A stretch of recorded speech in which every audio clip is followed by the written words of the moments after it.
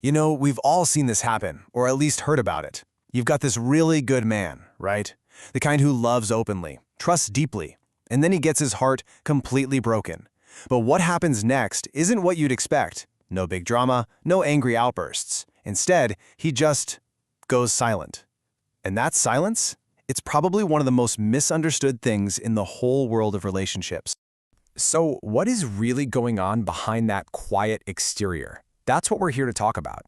We're going to dive into this profound, often totally hidden journey that starts the moment a good man gets hurt. And trust me on this one, it is not what you think. Okay, this slide right here, it just perfectly captures the disconnect. On one hand, you have the expectation, right? Our culture almost demands some kind of noise, lashing out, emotional warfare, the whole social media games thing. But the reality for the kind of man we're talking about, it's the complete opposite. It's withdrawal. It's a calculated silence. And this isn't a retreat into weakness, not at all. This is where the real work actually begins. And that brings us right into our first section here, the sound of silence. And listen, we have to be super clear on this. This withdrawal, this silence, it is not weakness. It's not a sign that he's broken or giving up. Far from it. It's actually a conscious, incredibly powerful first step on a journey of real transformation. So let's just hammer this point home. This retreat is a choice. It's deliberate. He is not waving a white flag of surrender here. No way.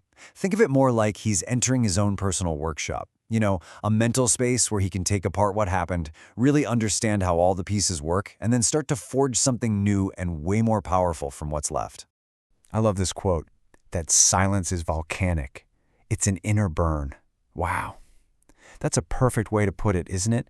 Because on the outside, everything looks calm, still. But underneath the surface, there's this intense, controlled fire. And it's not a fire of destruction that's burning him down. Nope. It's a fire of refinement.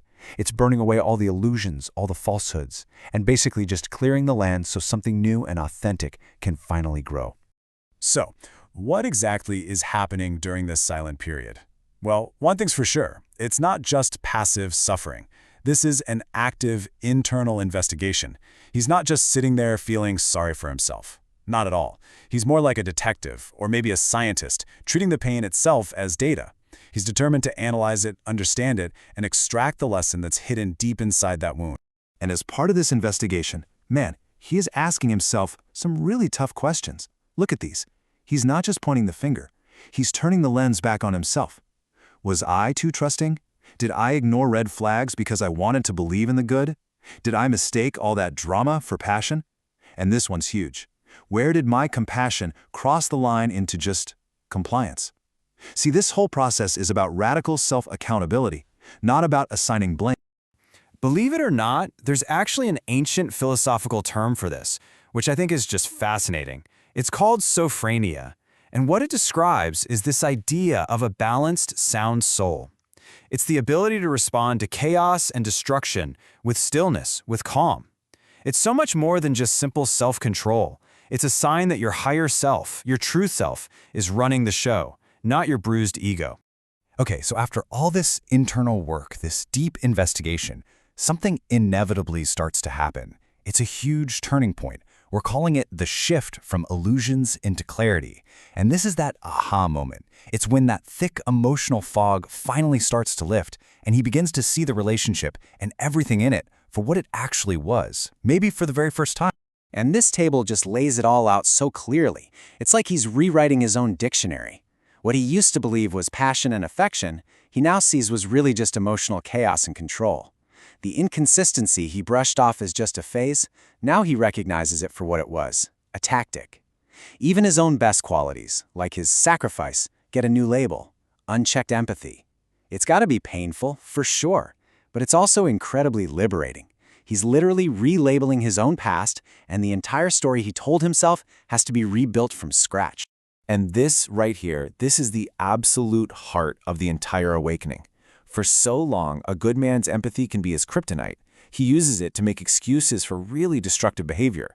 But the game-changing shift is when he finally realizes, wait a minute, I can understand why you're in pain, but that doesn't mean I have to accept your abuse. You can have compassion and have boundaries. They aren't mutually exclusive, and that one insight, that becomes the foundation for everything that comes next. All right, so he has this powerful new clarity. Where does all that energy go now? Well, he enters what might be the most empowering phase of all, rebuilding from the ashes. Think about it. All that energy that used to go into trying to manage or fix a broken situation, it's all redirected inward. He's not just trying to survive anymore. He is actively becoming the architect of his own life. And this isn't random. It's a process. It's a reconstruction. First, he detaches with clarity. He just stops making excuses for other people's behavior, period. Second, he fortifies his mind and body. He gets back to reading, to training, to whatever centers him. Third, he reinvests that energy into his purpose, his career, his mission, his values. And all of that leads to the final crucial step, building new, rock-solid boundaries. He's redefining the price of admission into his life. And just to say it again, this whole transformation is quiet. You're not going to see a big announcement on social media. There are no fireworks. It happens in those disciplined, unseen moments. It's in the gym at 6 a.m. It's in the pages of a journal late at night. It's in choosing to be alone with his thoughts rather than filling the silence with shallow company. That's where the real alchemy happens. You know, if there's just one idea you take away from all of this, I hope it's this one. It's summed up perfectly in this powerful two-part quote. The first half is, "Your pain is not your prison. It's your passage." Think about that. The wound, the pain, it's not the end of the story. It's not a life sentence. It's the catalyst. It's the doorway to the next chapter, a passage to a stronger, wiser version of yourself. The pain isn't the destination. It's the vehicle that gets you there. And where does this passage lead? Well, it leads to the final outcome, the unbreakable return. Because the man who comes out the other side of this journey is simply not the same man who went in. He's been through the fire, yes, but he wasn't consumed by it. He was refined by it.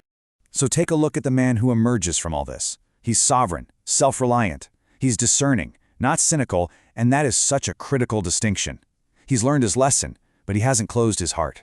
He's rooted in his purpose, which means he doesn't need external validation anymore. He's become, in a word, unshakable. And here's the final, quiet consequence of his journey.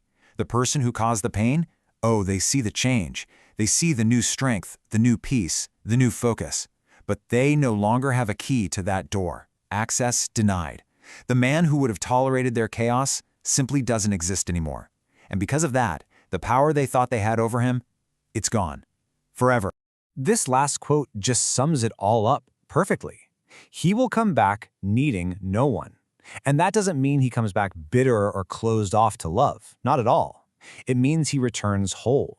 He doesn't need someone else to complete him because he's finally done the work to become complete on his own. That is what true freedom, true independence looks like. So we'll leave you with this to think about. Whether this story resonates with you personally, or it makes you think of someone you know, it really forces us to look at pain differently. So ask yourself, is a heartbreak an ending? Or could it be the passage, the unexpected, powerful beginning of your strongest, most unbreakable chapter yet?